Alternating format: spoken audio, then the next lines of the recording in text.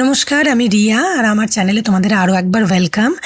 একঘেয়ে চিকেন খেয়ে যদি বোর হয়ে গেছো, আমার আজকের এই রেসিপিটা অবশ্যই ট্রাই করবে। খুবই সহজ সরল, কিন্তু খেতে জাস্ট অসম।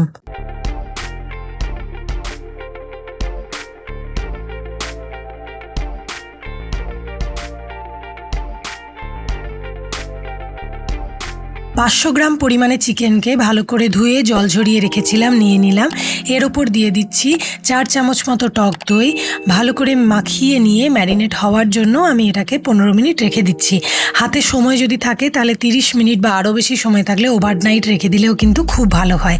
আমার সময় ছিল না, তাই 15 মিনিটই যথেষ্ট।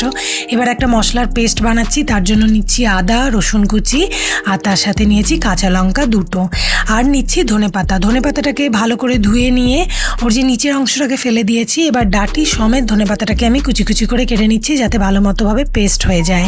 এবার এটাকে সামান্য জল দিয়ে ঘুরিয়ে আমি একটা স্মুথ পেস্ট বানিয়ে রেখে দেবো। কড়াই গরম করে কড়াইয়ের মধ্যে আমি দিয়ে দেবো সাদা তেল 2 টেবিল চামচ পরিমাণে। এর মধ্যে আমি দিচ্ছি ফোড়ন। তার জন্য দিচ্ছি একটা ছোট এলাচ, সামান্য জিরে আর তেজপাতা।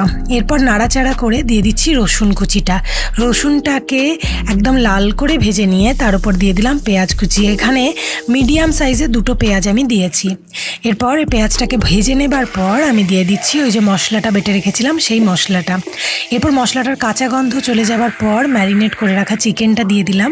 এরপর এই অবস্থায় চিকেনটাকে আমাকে হাই ফ্লেমে ওই 3-4 মিনিট মতো রান্না করতে হবে, যাতে জলটা না বেরিয়ে যায়। এরপর আমি দিয়ে দিচ্ছি গুঁড়ো মশলা, নুন, ধনে গুঁড়ো, জিরে গুঁড়ো, একটুখানি চিনি, কাশ্মীরি লাল লঙ্কার গুঁড়ো, আর তার সঙ্গে দিয়ে দিচ্ছি আমি এখানে গোলমরিচের গুঁড়ো। আর বাড়িতে একটা মশলা আমি বানিয়ে রেখেছিলাম, এর মধ্যে অনেক কটা জিনিস রয়েছে, সেই মশলাটাই দিয়ে দিলাম। এই মশলাটা দিলে রান্নার যে টেস্টটা সেটা কিন্তু ডাবল হয়ে যায়। এরপর এটাকে আমাকে কষাতে হবে মোটামুটি 8-10 মিনিট মতো, যতক্ষণ না তেলটা পুরোপুরি চিকেনের থেকে সেপারেট হয়ে যায়। এই দেখো মোটামুটি কষানো আমার হয়ে গেছে।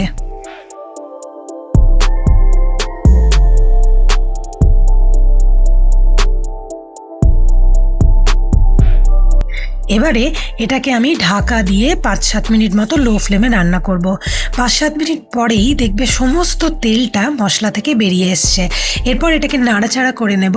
এরপর আমি এর মধ্যে দিচ্ছি গরম জল, একদম ফুটন্ত গরম জল 1/2 কাপ মতো দিলাম। এরপর এটাকে ভালো করে ফুটিয়ে নেব, তবে তার আগে বেশ খানিকটা আমি ধনেপাতা উপর থেকে ছড়িয়ে দেবো। এই চিকেনটা খেতে হয় জাস্ট দুর্দান্ত। এটা ভাতের সাথে তো ভালো লাগেই, রুটি, পরোটা, লুচি বা যে কোনো ফ্রাইড রাইস, পোলাও সবের সাথেই ভালো লাগে। আর খুব একটা ঝামেলা নেই বানানো। ওপর থেকে আমুলের ফ্রেশ ক্রিম দিলাম। বাড়িতে যদি শর্ট থাকে তাহলে অবশ্যই দিয়ে দিতে পারো।